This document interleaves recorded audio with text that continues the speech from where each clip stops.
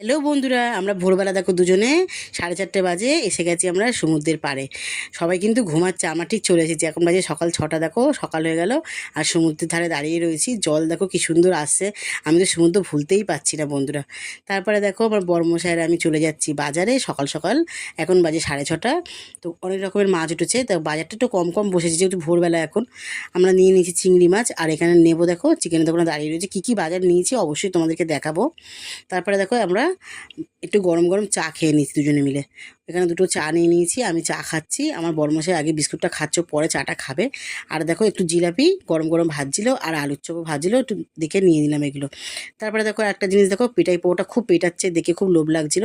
তো বললাম এটা সবার জন্য নিয়ে নাও, চলো সবাই টিফিনটা খাবো আমরা। আর বড়মশাই যাচ্ছে বাজারে ব্যাগ নিয়ে হাতে। আর দেখো বাজার রেখে সিধা চলে এলাম সি বিচে। সি বিচে দেখো বন্ধুরা একটু ভিডিও শ্যুট করছিলাম, আর সবাই মিলে স্নান করছিলাম। কিরকম লাগলো মিলবাগটা অবশ্যই জানিও, বাদ বাকিটা তোমার সাথে পরে শেয়ার করবো।